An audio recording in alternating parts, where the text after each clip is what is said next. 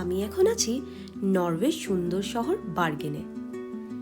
এরপর শুরু হতে চলেছে এক স্বপ্নের যাত্রা বার্গেন থেকে অসলো। এই বার্গেন থেকে অসলো যাওয়ার যাত্রাটা শুধু যাত্রাই নয়, এটা যেন এক রূপকথার গল্প।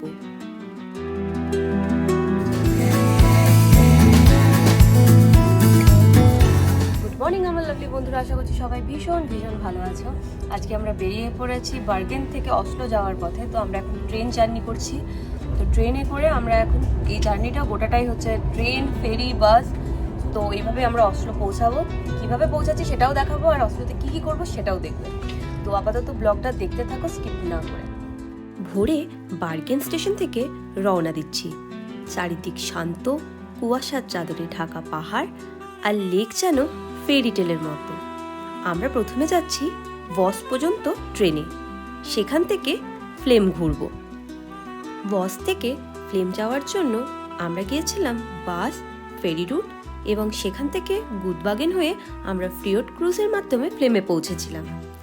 এটি একটি ভিন্ন ধরনের অভিজ্ঞতা এবং প্রকৃতিকে আরও কাছ থেকে যেন দেখা। তো আমরা ট্রেন থেকে নেমে গেছি, এখন যাব হচ্ছে বাস ধরতে। তো আমাদেরকে তাড়াতাড়ি বাসটাকে ধরতে হবে, তোমাদেরকে তারপর দেখাচ্ছি। বস থেকে গুদবাগেন যাওয়ার জন্য বাসে টাইম লাগে 1 ঘন্টা। এর দূরত্ব প্রায় 45 কিলোমিটার। বাস কোম্পানি যেগুলো চলে সেগুলো হচ্ছে স্কিস এবং ভিওয়াই বাস। গুদবাগেন যাওয়ার জন্য এই বাসগুলো ছাড়ে বস স্টেশন থেকে। এই জার্নিটাতে তোমরা দেখতে পাবে সবুজ উপত্যকা, নদীর ধারে রাস্তা, ছোট টানেল, আবার কখনো কখনো ঝর্ণাও। বাসে এক একজনের ভাড়া প্রায় 100 থেকে 150 নক। বাসের টিকিট তোমরা ভিওয়াই অ্যাপ বা স্কিস অ্যাপ থেকে কাটতে পারো, আবার কিছু ক্ষেত্রে অনবোর্ডেও পেমেন্ট করা যায়। দেখতেই পাচ্ছ, বার্গেন থেকে বেরিয়ে পড়তেই খুব দ্রুতই যেন শহরের ভিড় কমে যাচ্ছে। এই যে ঝর্ণাটা দেখতে পাচ্ছ, এই ঝর্ণাটার নাম হচ্ছে তোবিন্দফসেন ওয়াটারফল। এই ঝর্ণাটা আমরা বাসের জানালা দিয়েই উপভোগ করছি। এর উচ্চতা প্রায় 152 মিটার। কিছু কিছু ক্ষেত্রে বাস এখানে দাঁড়ায় অথবা ধীর গতিতে চলতে থাকে।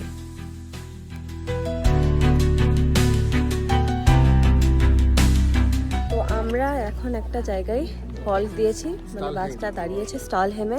তো সেখানে 15 মিনিটের মধ্যে আবার এই বাসটা ছাড়বে। তো আমরা কফি টফি কিছু একটা খেয়ে নেবো আর ভিউটাও এনজয় করব। স্টালহেম হলো নরওয়ের অন্যতম জনপ্রিয় পাহাড়ি ভিউ পয়েন্ট। দুই পাশে উঁচু পাহাড় আর একেবারে নিচে সরু নদী।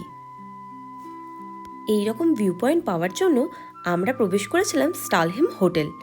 এর জন্য আলাদাভাবে কোনো টিকিট লাগে না, টয়লেট ফ্যাসিলিটিসও আছে। গুদবাগেন থেকে ফ্লেম যাওয়ার জন্য এবারে আমাদের ফেরি জার্নি। নরওয়ের অন্যতম সুন্দর, শান্তিপূর্ণ এবং ইতিহাসভিত্তিক এক জলপথ যাত্রা। আমাদের ফ্লেম পৌঁছাতে প্রায় 2 ঘন্টার মতন লাগবে। এর দূরত্ব প্রায় 32 কিলোমিটার। বোটে চেপে গেছি, দাঁড়িয়ে গেছি ভালো জায়গায় যেখান থেকে ভিউ পাওয়া যায়। খুব সুন্দর লাগছে, খুব সুন্দর ভিউটা ওইদিকে আছে। আমরা এখন বোটে, খুব ভালো লাগছে। দেখা যাক নেক্সট কি কি ভিউ ওয়েট করছে আমাদের জন্য। একদম। নেরোইফ জর্ড পৃথিবীর সবচেয়ে সরু ফিয়র্ড, যা ইউনেস্কো ওয়ার্ল্ড হেরিটেজ সাইট। জলের রংটা তোমরা দেখতেই পাচ্ছ, গভীর সবুজ নীল। নেরোইফ জর্ড ছিল ভাইকিংদের জলপথ রুট। ফিয়র্ডের সরুতা তাদের জলযানকে আবহাওয়া ও শত্রুদের হাত থেকে রক্ষা করত। স্টাইভি নামক জায়গায় নরওয়ের সবচেয়ে ছোট পোস্ট অফিস ছিল।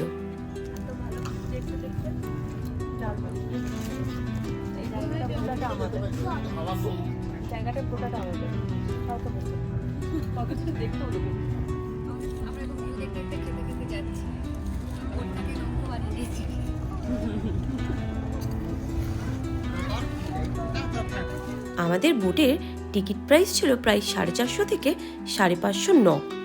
সিজনের ওপর ভিত্তি করে এই টিকিটের প্রাইসের তারতম্যও ঘটতে পারে। তোমরা যদি সামার টাইমে যাওয়ার প্ল্যান করো তাহলে আমি বলবো আগে থেকেই টিকিট কেটে রাখা ভালো। বোটে সামনের বা ওপেন ডেকে বসলে বেস্ট ফটো পাওয়া যায়। ঠান্ডা থেকে বাঁচতে জ্যাকেট অবশ্যই রাখবে, জুলাইতেও কিন্তু বেশ ঠান্ডা বাতাস থাকে।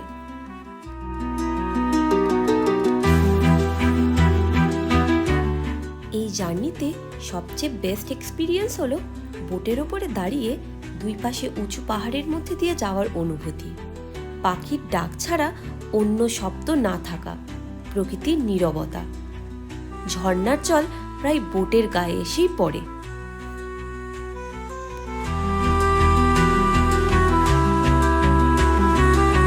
আমরা চলেই এসেছি, এবারে আমরা নামবো হচ্ছে ফ্লামে। তো এখানে গাড়িগুলো আছে, আমরা ওখানেই নামবো। 3 ঘন্টা আমাদের হল্ট আছে এখানে, তারপরে ওখান থেকে ট্রেন আছে, মানে এখান থেকে আমরা ট্রেনে যাব, সেটা হচ্ছে 5 ঘন্টার ট্রেন, অসলো পৌঁছাবো। ফ্লাম হলো নরওয়ের এক অপূর্ব ছোট্ট উপত্যকা গ্রাম, যা প্রকৃতি, ইতিহাস এবং অ্যাডভেঞ্চারের নিখুঁত মিশ্রণ। তোমরা যদি গুডবাগেন থেকে ফিয়র্ড ক্রুজ করে ফ্লামে পৌঁছাও, তবে মনে হবে তোমরা যেন ছবির মতন একটি স্বপ্নভূমিতে পা রাখলে। ফ্লাম রেলওয়ে হলো পৃথিবীর সবচেয়ে খাড়া রেল লাইনগুলোর মধ্যে একটি। ফিয়র্ড থেকে নেমে এখন ওয়েট করছি ফ্লেমে, সেখানে 3 ঘন্টার লে ওভার আমাদের। তারপর এখান থেকে আমরা মৃডলে যাব, সেটা হচ্ছে 1.5 ঘন্টার ট্রেন জার্নি। মৃডলে নেমে আমাদের আবার 5 ঘন্টার ট্রেন জার্নি আছে অসলো পৌঁছাতে। সবটাই দেখতে থাকো আমরা কিভাবে ট্রেন জার্নি, বাস জার্নি সব করে অসলো পৌঁছাবো। যেদিকেই তাকাচ্ছি সেদিকেই ভিউ আছে। তো জার্নিটা মানে শুনতে লাগছে যে হ্যাঁ বাস, ট্রাম, ট্রেন এত পাল্টে, ফিয়র্ড পাল্টে আমরা যাচ্ছি, বাট বিলিভ করো টাইমটা যে কিভাবে কেটে যাচ্ছে বোঝাই যাচ্ছে না, কারণ যেদিকেই তাকাচ্ছি এত সুন্দর বিউটি, সিনারি, তো মনে হচ্ছে হারিয়েই যাই। সামার বলো কি উইন্টার, দুটো সিজনেই খুব ভালো ভিউ পাওয়া যায়। নভেম্বর থেকে শুরু হয় ক্রিসমাসের তোড়জোড়, পুরো গ্রাম জ্বলে ওঠে আলোয়। গাড়ি ছাড়াই তোমরা খুব ভালোভাবে এক্সপ্লোর করতে পারবে চারিদিকটা। ফ্লাম ভিলেজে রয়েছে ছোট ক্যাফে, দোকান, পাব এবং মিউজিয়াম। ফ্লামে যদি তোমরা বাজেট ফ্রেন্ডলি খাবার খেতে চাও, তাহলে ফ্লামে একটা সুপার মার্কেটও রয়েছে, যেখানে স্যান্ডউইচ, জুস, ফলমূল এবং ইনস্ট্যান্ট ফুডও পাওয়া যায়। সাশ্রয়ী বাজেটে খাবার নেওয়ার জন্য পারফেক্ট। তো আমরা চারিদিকে এত সুন্দর ভিউ দেখতে দেখতে খাবার নিয়ে বসে পড়েছি, কি ভালোই না লাগছে খাবারটা খেতেও, আর কি সুন্দর ভিউ দেখতে। এই যে আমাদের খাবার, এই তো এটা কাবাব, আর এদিকে হচ্ছে ফ্রাইড রাইস। এত সুন্দর হচ্ছে ভিউ, আর সেমনি জ্বালাচ্ছে হচ্ছে শিগালগুলো। এখানে এত খাবার দেখেছে ওরা, চারিদিকে গুড়গুড় গুড়গুড় করছে, একটু অন্যমনস্ক হলেই খাবার টেনে নিয়ে চলে যাবে, সেই জন্য ও ওইদিকে খাবার রেখেছে, আমি আমার। আমরা বসে পড়েছি এখানে ওয়েল মিট খেতে।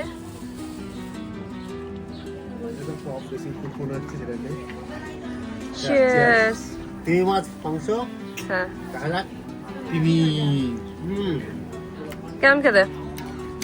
লেবু লঙ্কা দিয়ে ঠিক আছে, ভালো লাগছে। বাহ, টেস্ট করার মতো একবার যা, বাহ, অতটা নেই, নরম আছে মোটামুটি। গুড। এবারে আমরা ফ্লেম থেকে বেরিয়ে যাব। আমাদের 3 ঘন্টা এখানে প্রায় হয়ে গেছে, আমাদের ট্রেনও চলে এসছে। তো অলরেডি এখানে যারা ইন্ডিপেন্ডেন্ট ট্রাভেলার্স তাদের জন্য একটা লাইন হয়, আর যারা হচ্ছে গ্রুপ ট্রাভেলার্স, যারা প্যাকেজ ট্যুরে আসে তাদের এইটা লাইন। তো আমরা তো ইন্ডিপেন্ডেন্ট ট্রাভেলার্স, তো আমরা এখানে ওয়েট করব। তারপরে এখানে অলরেডি এত লাইন পড়ে গেছে, তো আমাদেরকে জানলার ধারটা নিতে হবে, তো তাড়াতাড়ি ঢুকবো। তো আমরা ট্রেনে চেপে গেছি এখন মৃডলে যাওয়ার জন্য। ফ্লেম থেকে মৃডলের রুটটা হলো নরওয়ের সবচেয়ে জনপ্রিয়, নাটকীয় এবং বিখ্যাত ট্রেন জার্নিগুলোর মধ্যে একটি। এটি ফ্লেমস বানা নামেও পরিচিত। চেষ্টা করবে ফ্লেম থেকে মৃডল যাওয়ার জার্নিটা যেন 1:30 থেকে বিকেল 3:30-র মধ্যে হয়, তাহলে আলো ভালো থাকবে আর ফটো বেশ ভালো তুলতে পারবে। বাম দিকের সিট বা জানলার ধার কিন্তু একদম ছাড়বে না, কারণ ওয়াটারফল এবং ভ্যালির ভিউ কিন্তু ভালো আসবে। ফ্লেম থেকে মৃডল যেতে আমাদের 1 ঘন্টার মতন সময় লাগবে।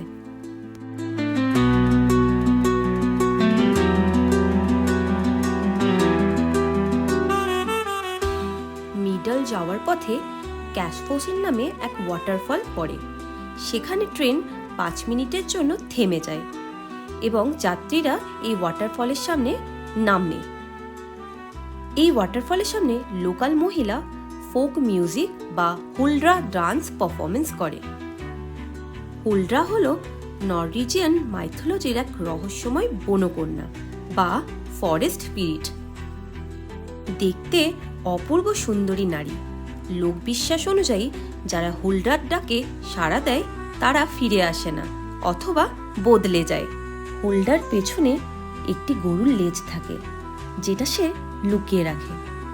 সে নাকি গান গেয়ে বা নাচিয়ে মানুষকে প্রলোভিত করে তার নিজের জগতে নিয়ে যেত। তবে মে থেকে সেপ্টেম্বরের মধ্যে গেলেই এই পারফরমেন্স দেখা যায়।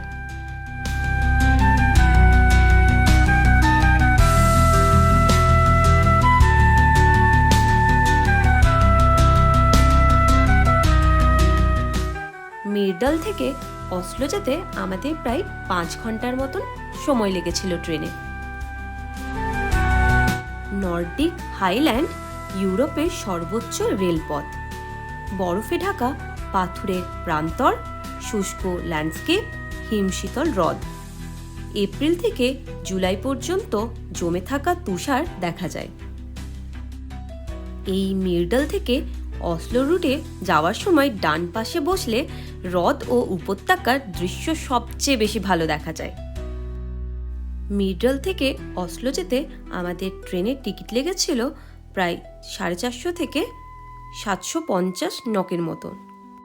তোমরা মিরডাল থেকে অসলো যদি যাও তাহলে স্ট্যান্ডার্ড সিট টিকিট প্রাইস লাগবে মাথাপিছু 450 থেকে 700 নকের মতন। আর যদি তোমরা কমফর্ট ক্লাসে যাও তাহলে সেটা ধরে রাখো মোটামুটি 750 থেকে 1000-এর মতন পড়বে। আমাকে ফোনটা ব্যাক ক্যামেরা করে তোমাদেরকে দেখাতে হবে, তারও দেখাচ্ছি। ঘড়িতে বাজছে 9:43 রাত্রি, আর দেখো রোদ এখনো ঝলমলে হয়ে আছে, পুরো দিনের বেলা। নেমে গেছি অসলোতে, এখন বাজছে রাত্রি 12টা। প্রচুর টায়ার্ড, কালকে অসলো ঘুরবো।